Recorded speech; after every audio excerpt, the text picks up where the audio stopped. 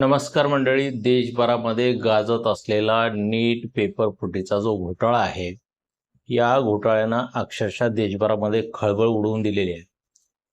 आता याच्या बाबतीमध्ये पुण्यामध्ये 3 मनीषांना अटक केलेली आहे. तर त्या 3 मनीषा कोण आहेत? पाठीमागच्या व्हिडिओमध्ये आपण पाहिलेलं आहे. मनीषा मांढरे, मनीषा वाघमारे आणि आता तिसरी ही मनीषा हवालदार. आता या मनीषा हवालदारची पेपर फोडण्याची जी मोडस ऑपरेंडी होती, ती मोडस ऑपरेंडी काय होती ती सविस्तर आपण या व्हिडिओमध्ये जाणून घेऊ. तर मित्रांनो, ही जी मनीषा हवालदार जी आहे, ही मनीषा हवालदार पुण्याच्या सेठ हिरालाल सराफ महाविद्यालयामध्ये प्राचार्य आहे आणि प्राचार्य असून ती भौतिकशास्त्र हा विषय शिकवते. त्याच्यामुळं NTA भौतिकशास्त्राची तज्ज्ञ म्हणून तिची विषय तज्ज्ञ म्हणून निवड केली होती. आता हिची जी निवड झालेली आहे NTAच्या बॉडीवरती विषय तज्ज्ञ म्हणून, याचा थांगपत्ता संस्थेला देखील नाही आहे. संस्थेचे अध्यक्ष आता सांगतायत की आम्हाला माहीतच नव्हतं की या NTAच्या बॉडीवरती फिजिक्सच्या विषय तज्ज्ञ म्हणून काम करत आहेत. तर ही गोष्ट संस्थेला माहिती नाही आहे किंवा ही गोष्ट त्यांनी संस्थेला कळू दिलेली नाही आहे.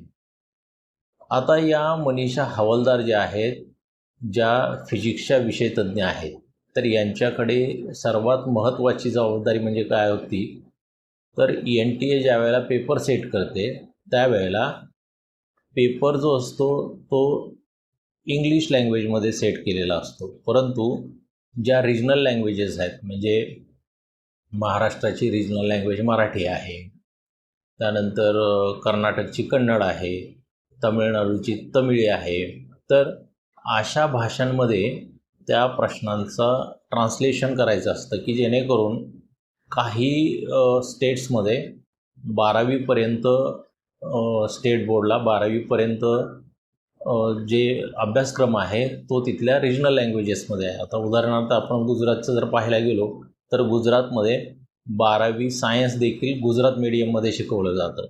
तर मग अशा गुजराती मीडियममधून येणारे जे विद्यार्थी आहेत त्या विद्यार्थ्यांना ते प्रश्न समजायला हवेत, म्हणून ते प्रश्न त्या प्रादेशिक भाषांमध्ये म्हणजे रिजनल लँग्वेजमध्ये ट्रान्सलेट करायचे असतात. आता हे प्रश्न फिजिक्सचे प्रश्न ट्रान्सलेट करण्याची जबाबदारी जी होती ती या मनीषा हवालदार यांच्यावरती होती. आणि ट्रान्सलेटर असल्यामुळे किंवा अनुवादक असल्यामुळे आपोआपच तो जो पेपर आहे त्या पेपरचा ॲसेस जो होता, तो ॲसेस भौतिकशास्त्राच्या प्रश्नांचा ॲसेस जो होता तो मनीषा हवालदारला होता.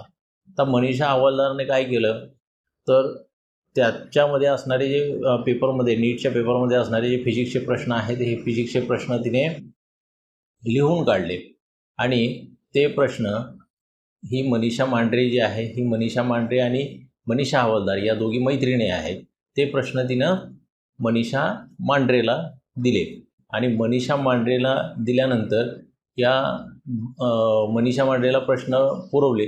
त्या प्रश्न पुरवण्याच्या प्रक्रियेमध्ये मनीषा हवालदारने पैसे देखील घेतले. परंतु हे जे व्यवहार आहेत तिनं पैशाचे जे व्यवहार आहेत, हे पैशाचे व्यवहार तिनं कॅशमध्ये केले. त्याचबरोबर हस्तलिखित म्हणजे जिने हाताने लिहून ते प्रश्न तयार केले होते, ते हस्तलिखित नोट्स होत्या किंवा हस्तलिखित प्रश्नपत्रिका जी होती ती तिने जाळून टाकली. त्याचबरोबर हे फॉरवर्ड करताना हे सुद्धा तिने कसं फॉरवर्ड केलं, तर स्वतःच्या मोबाईलवरून फॉरवर्ड न करता तिनं तिच्या पतीच्या मोबाईलवरून फॉरवर्ड केले प्रश्न. त्याच्यामुळे आता CBIला कोर्टामध्ये हेही सिद्ध करायचं आहे की हिने हे प्रश्न हस्तलिखित स्वरूपामध्ये लिहिले होते आणि तिने ते पुरावे नष्ट करण्यासाठी जाळून टाकलेलं आहे. परंतु CBIने मनीषा हवालदारच्या मोबाईलमधून मनीषा मांढरे आणि मनीषा हवालदार या दोघीचे जे व्हॉट्सॲप चॅट आहेत ते व्हॉट्सॲप चॅट CBIनं रिकवर केलेले आहेत. तर CBIच्या हाती हा महत्त्वाचा पुरावा लागलेला आहे. तर अशा पद्धतीचं ह्या मनीषा हवालदारचं जे कांड होतं, तिनं अशा पद्धतीनं पेपर जो आहे तो पेपर लीक करण्यामध्ये महत्त्वाची भूमिका बजावली. त्याचबरोबर आर्थिक व्यवहारसुद्धा तिने मनीषा मांढरेसोबत पेपरच्या बाबतीमध्ये केलेले आहेत. काही निवडक विद्यार्थ्यांना त्यांनी प्रश्न पुरवले, हे त्यांनी मान्य देखील केलेलं आहे. आता CBIनं तिची ट्रान्झिट रिमांड घेतलेली आहे.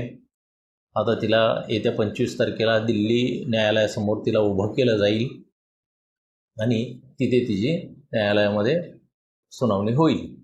त्यानंतर मनीषा मांढरेनं तर सर्वांना चकित केलेलं आहे. अगदी CBIसुद्धा चक्रावून गेलेली आहे मनीषा मांढरेच्या बाबतीमध्ये. कारण मनीषा मांढरेनं प्रश्न कुठल्याच फॉर्ममध्ये, म्हणजे ना डिजिटल फॉर्ममध्ये ना रिटर्न फॉर्ममध्ये कुठेच तिनं प्रश्न ठेवलेले नाही आहेत. तिनं पूर्ण प्रश्न तोंडपाठ केलेले आहेत. तर तिची एवढी स्मरणशक्ती प्रबळ आहे की सगळेच्या सगळे प्रश्न त्या बाईनं तोंडपाठ केले होते. त्याच्यामुळे CBIसुद्धा तपास करताना मनीषा मांढरेच्या बाबतीमध्ये चक्रावून गेलेली आहे. अतिशय स्मरणशक्ती दांडगी आहे. आज चांगल्या स्मरणशक्तीचा उपयोग बाईंनी दुसरीकडे करायला हवा होता, विधायक कामासाठी करायला हवा होता. परंतु बाईंनी अशा विघातक कामासाठी या स्मरणशक्तीचा उपयोग केलेला आहे. त्यामुळे एकतर तिने महाराष्ट्राचं नाव पण खराब केलेलं आहे, त्याचबरोबर जो विद्यार्थ्यांचा विश्वासघात झालेला आहे किंवा विद्यार्थ्यांचं जे नुकसान झालेलं आहे या प्रकरणामध्ये ते न भरून निघणारं नुकसान झालेलं आहे. आता याबद्दल तुम्हाला काय वाटतं आहे ते कमेंटमध्ये जरूर सांगा.